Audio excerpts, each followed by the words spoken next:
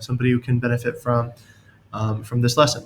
Okay, so just for the video, I'll sort of open up the topic, and it's a very good question, Sasha, and this is what we're trying to attempt to address.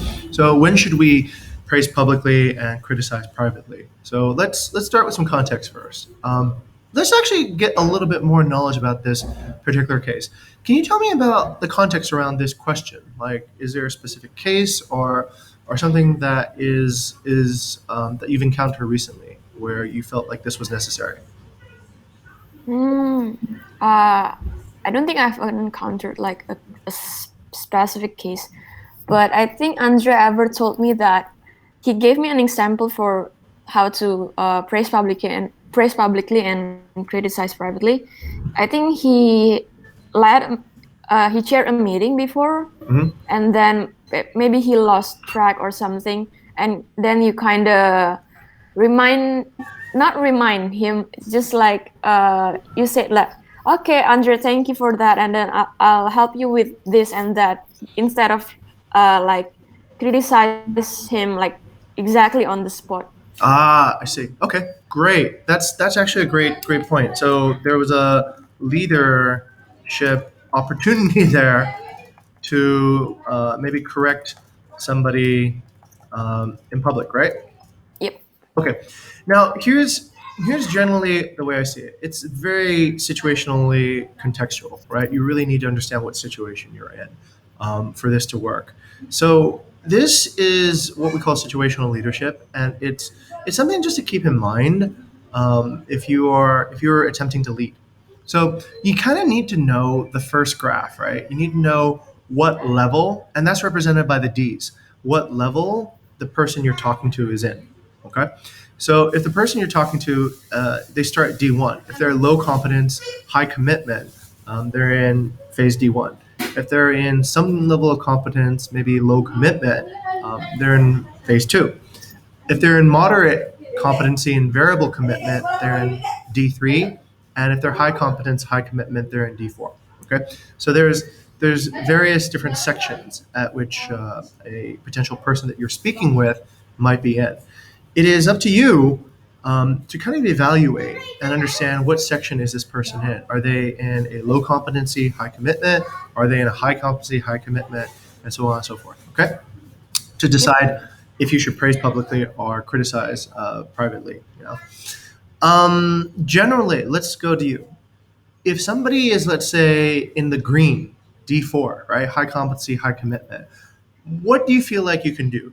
Should you praise publicly, criticize privately, or should you do the opposite? Should you criticize publicly and maybe you praise privately, but should you let's go with the more complicated one, right? Deciding whether to which one's more complicated, on criticism or praise?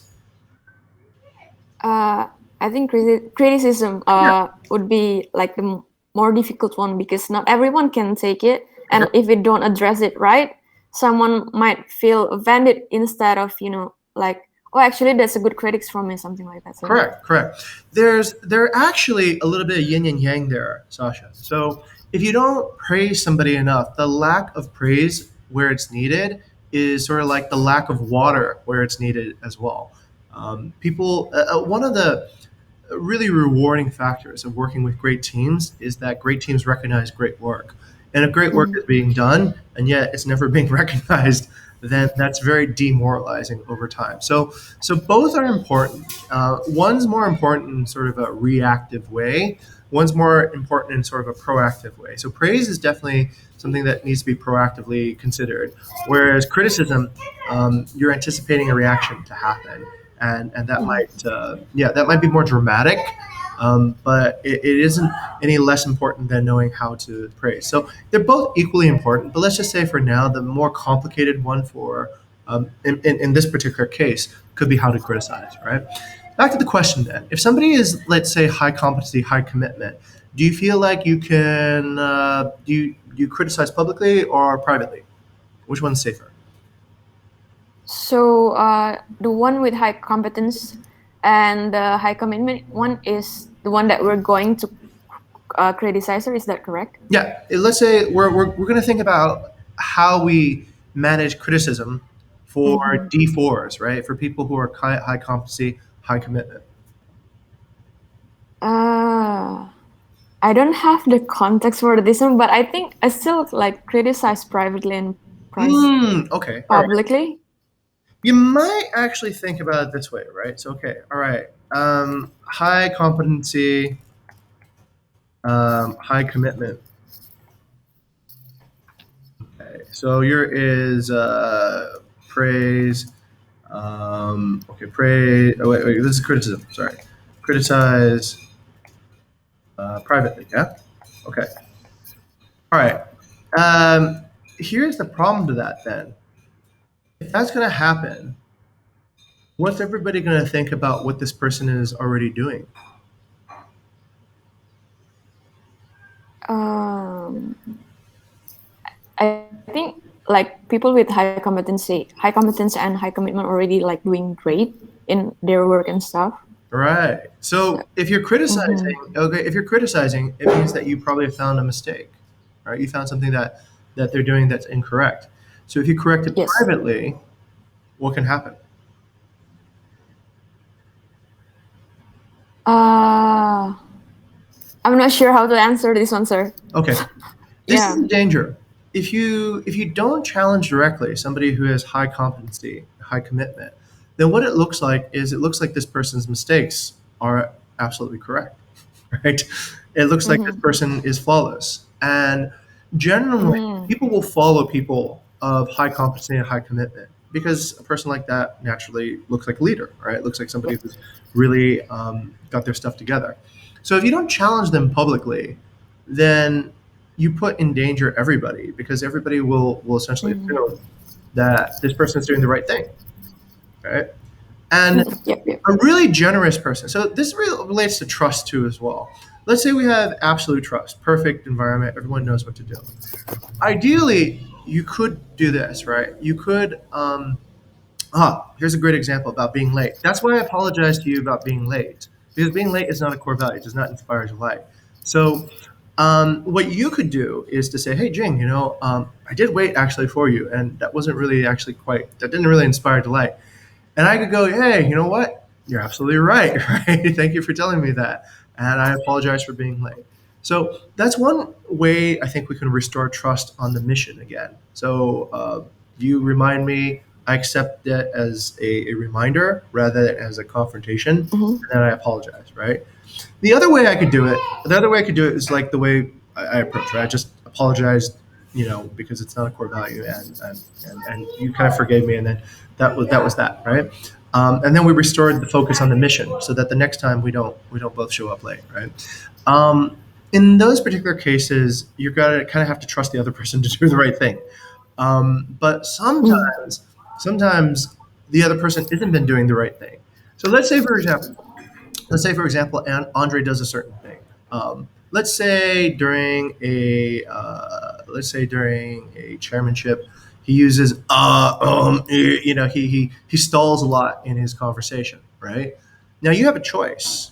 You could point that out publicly and say, "Hey, Andre, just as feedback, I think it would be a little bit easier to understand you if you just took a pause between each word instead of going like whatever." Um, I have a funny story about that. I have a very funny story about that. Um, have you? Please do tell me, sir. Okay. Do you know anything about Spanish, the language? Spanish. Yeah, the language. Yeah, I'm actually kind of interested to learn Spanish, but yeah, I think I know some words. Okay, great. Do you know what the difference between continental Spanish, like European Spanish, and New World Spanish is? I have no idea. Okay, it's almost identical, except one thing that's really, really striking. European Spanish, they speak with a lisp. So they go like okay, give you a simple example. Like the word and thank you for Spanish is gracias, right? But Mm-hmm. in Spain, they say gracias, gracias. Mm. Yeah, yeah, that's why I've been wondering why people like there are people like pronounce it gracias and gracias. So Yeah, yeah. Yeah, Thank you, sir, for yeah, like and it bringing goes this with up. all the S's. All the S's in continental Mm-hmm. Spanish are said like "Como estás?" It sounds really wrong. It's actually a speech impediment. To speak with the lisp Mm-hmm. is generally seen as that is an incorrect way to speak. But the story Mm-hmm. goes that in continental Spanish, they all learned from the king. Nobody corrected the king because the king spoke like that. So then his ministers spoke like that. I And see. then the ministers then spoke like that Ah. to the sub ministers. And then the officials spoke like that because, and then the people spoke like that. And then the church spoke like that. And because the king spoke like that, everybody copied the way that the king spoke instead of just correct the king and said that you're Mm-hmm. speaking with the lisp and you should probably not do that. So that is an example of how nobody criticized publicly, and instead like continental Spanish is all messed up. And the reason New World Spanish doesn't have that is that they didn't have that influence with the king. They were in their own little Mm-hmm. thing. So if you go to Colombia, Venezuela, Mexico, they don't speak with the lisp, but Spanish Ah, speak with okay. always a lisp. So that's an example, right? That's a story of how what can happen if you do not um, well, I guess it becomes right over time because it just becomes like a style, and who even knew where it comes from Mm-hmm. after a sufficient amount of time. But you can let's say logically say that's not a correct way to speak the language. So for high competency, high commitment, you're generally D4s. You should probably publicly criticize, right? And publicly criticizing, there is an art to doing it. It's not. You can do it well. You can do it like in a way that's disarming, and you can do it in a way that means that you're here to show respect, but also Mm-hmm. correct the correct thing because the mission's more important than the person. So you can say, with all due respect, and I just want to say this because I want to make this a safe environment for everybody to learn, and we're all here to positively transform. And my suggestion today for your positive transformation is, and say what you need to say, right? So that I think is an appropriate case of publicly criticize because then that doesn't just correct that person, that corrects everyone. Everyone now understands. Oh yeah, that's right. Like this person does speak with the lisp, or they do this thing that is counterproductive, and ideally, I think especially here in Bukit Vista, we don't have people who would go like, "Well, screw you. You're just an intern. Like, why would you listen to that?" We don't have that kind of ego Yeah. attitude. So I think it's safe then to do it. And in fact, it's probably recommended to publicly criticize in this particular case, right? If you go down the ladder, let's say you go to a newbie, somebody who doesn't have much experience here, they don't know how things work. What do you think you should do then in this case? Should you publicly or privately criticize? The opposite, sir. Right. Privately. Right. You should privately criticize because in this particular case, there is no benefit really to criticize this person in public. Nobody takes them seriously, anyways, right? They're a newbie, and if anything, it just looks like bullying. Unless there's a lot of other newbies. Okay, Mm-hmm. that then changes this context, right? Mm. Unless you're in a room full of all newbies, I see. I see. and then it is imperative what other people learn. If you criticize privately, then everybody misses on the lesson.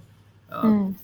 this is why we're recording this, by the way, too, if you realize, right? So that Yeah. Yeah. we're giving feedback to each other, but it also is it's useful for somebody to learn if they're also struggling with this dilemma too as well. So you want to create it's a balance between being transparent and helping others first. That's where the core value sort of balance point is. If you want to help others first, then this criticism it kind of needs to be transparent. People need to understand, okay, what's going on here, but also to be empathetic. We need to think about the context too. That part is hard.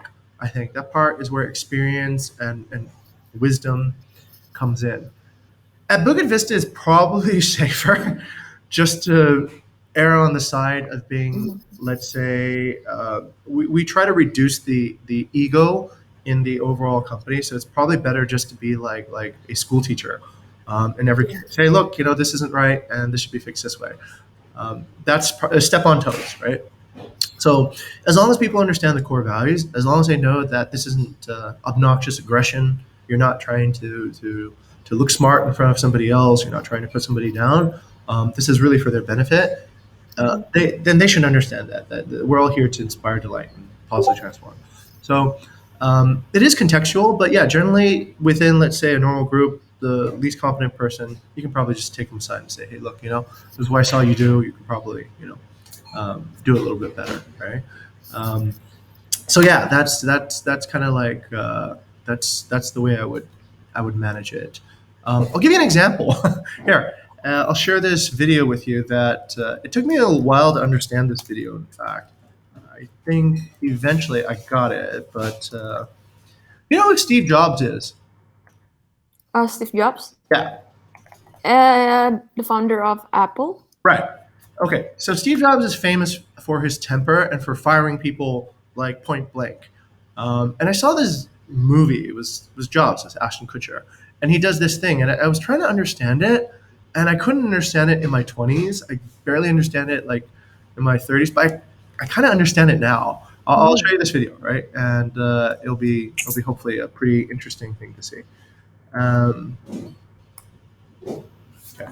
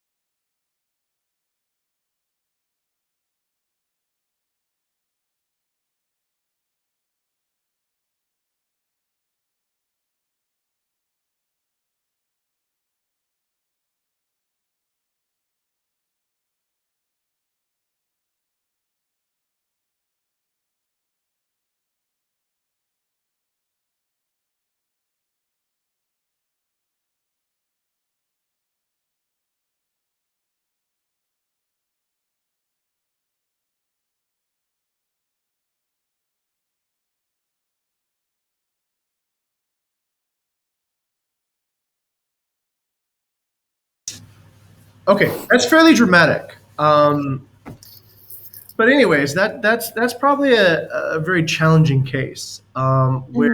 where why is this person actually being this way? And let's go to your analysis right now.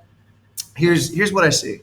Um, Steve Jobs obviously is successful even after he's dead. His company is like still one of the Mhm. most important, and I think it's the biggest company that's ever existed.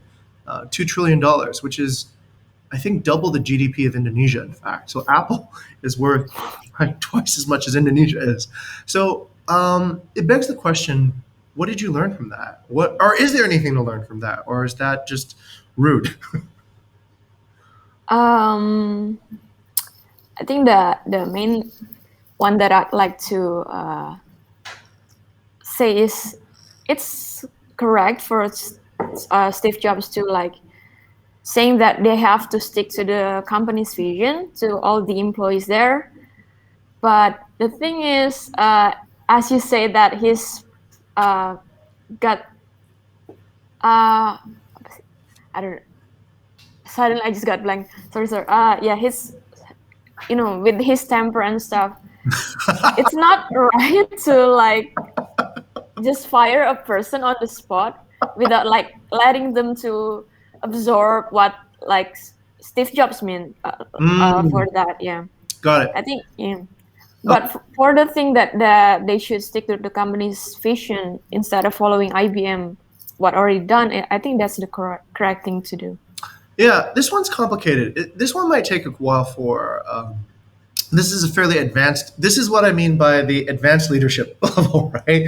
Like, so there's the beginning level, there's the middle level, and then there's the really advanced level. I've watched that probably 100 times, and I've wondered. That's so rude, right? That's so animal-like. That's so Mm-hmm. crazy in a way. But the more I've evolved as a leader, I realize what he did is right. How he did it is not right. How he did it, I don't Mm-hmm. think is right. Um, what he did was he was willing to make a decision about detraction from the bigger vision and mission, right? He understood something. He understood that, okay, here's some context. Apple pays people very, very well, right? And they hire only the best people. They have very, very selective, stringent entry requirements. You generally need a master's degree to work at an Apple store. I mean, that's kind of crazy, right? It's just retail, right? You're just talking. But if you've ever been to an Apple store, you notice that the service there is really next level. Mm-hmm. They really go out of their way Yeah. to make you feel special, to make you feel like you're. And they have all kinds of little magic tricks that they do. They open up doors. Being in an Apple store is kind of like a really magical experience, and it's because everybody there believes that what they're doing is really important. What they're doing is actually going to change Mm-hmm. people's lives, and they believe it with such dedication. It shows in every small thing. It shows in the way they make you wait. That like they set up queues ad hoc, right? And they just make sure that like you're not bored while you're waiting. And they have like a marvelous system, right? Mm-hmm. If the wait gets too long, miraculous, like a new person will come out to help. So they think a lot about the user experience. They think a lot about that, but it all happens without a. I don't think there's a manager. I've never seen like a manager on the floor coordinating anything. It's just sort of like people know they see there's a problem there, and they just gravitationally will float there and help in the best way possible. That's the magic, I think, of having a company or organization that really moves people. Mm-hmm. What's the end result of that in a cynical way? People pay about 5 times more than they should for Apple products. I mean, think about it. Like an AirPod is like $100, but does it cost Yeah. $100? It probably only costs $10 to make, and maybe another $10 to market. So if it's a $20 product, people are willing to pay $100 for it. Apple devices are getting smaller and smaller and smaller. If you open like a MacBook, it is mostly battery. It is about Mm-hmm. 80% battery. The chip on it is tiny. So you're paying for like a lot of battery. And if you look at what battery is, batteries are made from lithium. Lithium is Mm-hmm. the third element on the periodic table. It's one of the most common elements in the world, which means it's cheap, right? It's not very expensive. So basically, Apple's selling you a aluminum can with the third most element, but people love it, right? Yes. We use Apple all throughout the entire company. So how do you get there? How do you get it where there's such a passion about the product? Well, it starts with the people who build it. The people who build it have to be passionate about it because they have to instinctively know what they need to do. Um, you can't motivate anybody anymore if you've already had very selective processes as Apple. You can't motivate anybody anymore through money. They're already being paid like industry top level. So adding more money probably isn't going to give anybody better performance. You're probably not going to be able to give them more recognition. They're already at Apple, which is one of the better companies, right? So the only way you really can motivate people is you got to keep everyone aligned to the vision.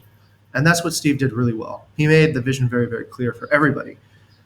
And what he's dealing with in that room is he's dealing with a case where somebody doesn't really want to believe in the vision. They want to kind of do their own thing.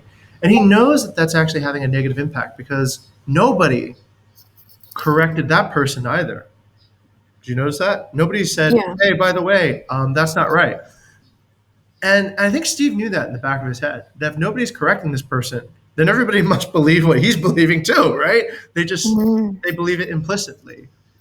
They're not speaking up against, they're not saying, hey, look, that's not right the way you're thinking because these are details matter. So then it's up to him now. He knows that if I don't say anything about this, nobody will really believe. And the fact that nobody's saying anything probably means I'm guessing Steve already knew this too. Probably means a big portion of the room already believes what this guy believes. So he has to make a correction, and a pretty decisive correction, that way of thinking is absolutely incorrect, that we need to go with this way of thinking.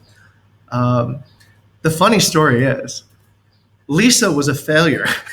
That product that he was talking about was absolutely disastrous. It was disastrous for the exact reason that his engineers were trying to tell him that it was a bad decision, right? So he probably should have listened in that case, in that particular case.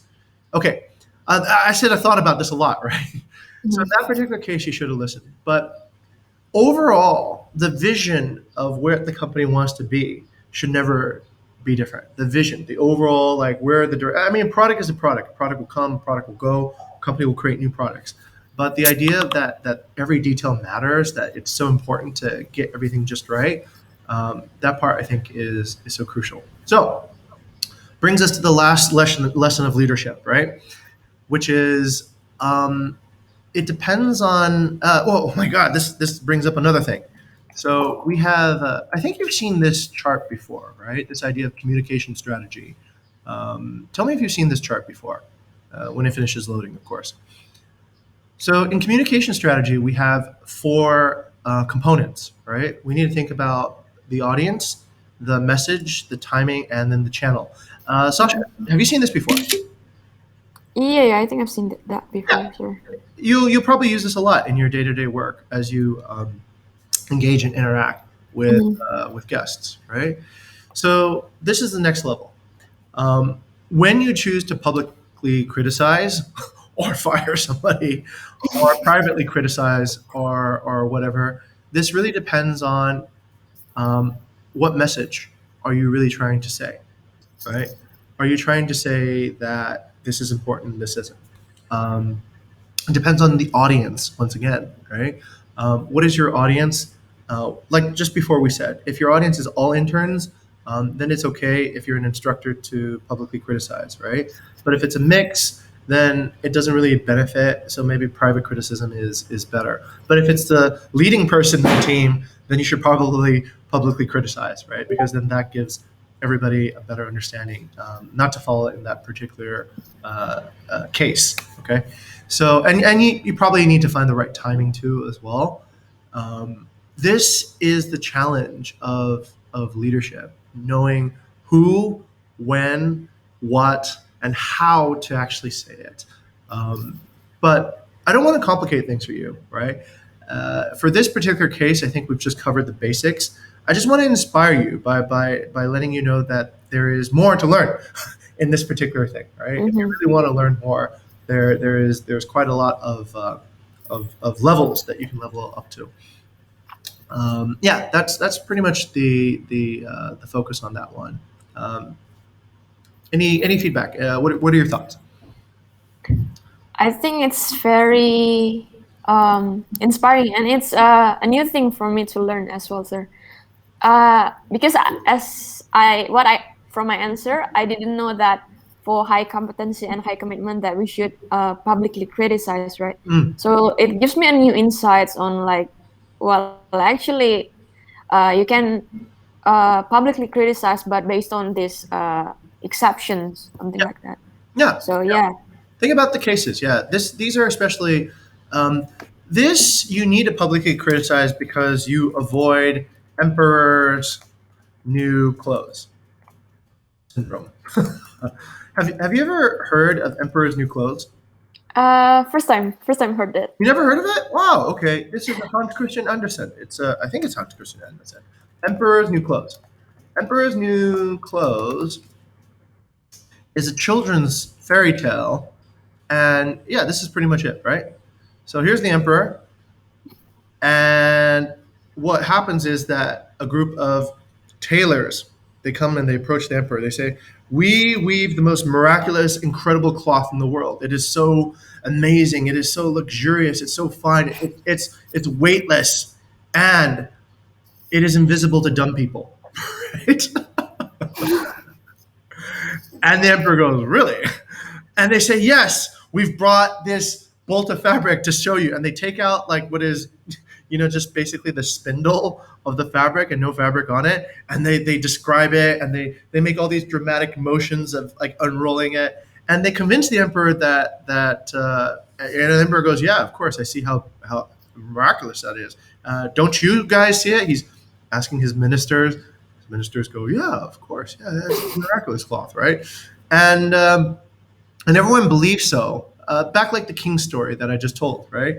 That the emperor decides to go into parade, and he parades in front of the entire town, and the town's been prepped too. They said the emperor is going to be wearing this magnificent cloth that is made from this fabric. Only dumb people can't see it, so on and so forth. And it wasn't until I think there was a child in the crowd that said, "The emperor's naked."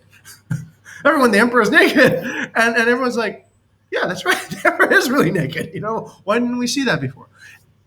It's a children's fable. Yeah, I think Uh, I've heard of this. I think I've heard of this story before, but I just didn't realize that that's the calling for it. oh yeah, Like yeah, how emperor's new people clothes. call it. Yeah.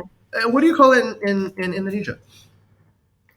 Uh, I'm not sure, but I ever heard of this story like before, sir. But I'm not sure how the people here call Okay, this kind of thing. this happens all the time. This happens very, very much. And this happens because people don't publicly criticize enough.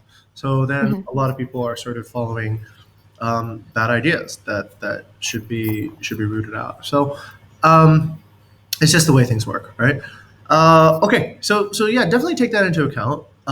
Definitely know that there's more to learn in this particular topic. It is that's why I said you found a fantastic topic. Mhm. This is something that can get really deep if you want it. I'll give you another extreme example, which is related to let's say terminations, right? Let's say somebody in the company is terminated. Generally, most companies won't say why. You're like, whatever, this person, or they won't even say if a person's terminated. This person will just suddenly Mhm. not show up to work. And everyone's like, what happened, right? Um, in sort of developed countries, they do it because of privacy and libel and slander, and that's usually a bigger risk. Um, but I've always thought that that's maybe not the best way either. Um. Oh, okay. I think I've lost you there. Okay, wait for the connection to stabilize. Better? Okay. Okay. Yeah. All good, sir. Okay. Let's say, for example, right? Let's say somebody was terminated because they were failing to live by the core values, right? I think it might be Mhm. important for everyone else to know that instead of feeling like irrational fear. Like, oh man, like this person's terminated because Jing doesn't like them, or because they made a funny remark about Wayana and Jing had to protect his wife or something, right? Like some silly thing like that. Um, like that's where there could be a lot of confusion. Where sometimes I often wonder maybe it's better that we say why this happened Mhm. and just be transparent with everyone. Which is why I said right. Be transparent. Sometimes affects helping others first. That's the balance point. So it's never easy, but generally here's the way I see it. If it's a harder thing to do, then it's probably the right thing to do. If it's the harder thing to do, it's probably the right thing to do. Brian Chesky said that. He was he still is the CEO of Airbnb. He said that there's always a plan A and a plan B, right? Plan A is the easy way. We're going to do this. Plan B is the hard way. Like if everything fails, this is what we need to do. He said that if you want to succeed, it's better probably just to skip to plan B. Just go to plan B Mhm. first. Just go to like what is the harder thing to do. Um, the harder thing is to speak up. The harder thing is to see something wrong and then say something about it. The harder thing is to take action rather than Mhm. just to kind of like watch it happen. So generally, if you do that more, you're going to position yourself into a successful route. So that'll be my last piece of advice for deciding when to criticize or praise publicly or privately. Just think about what's the harder thing to do, and if it's the harder thing to do, it's probably the right thing. Yeah. Noted on that, sir. Okay. Okay. Great, Sasha. Any other questions that you would like to have today?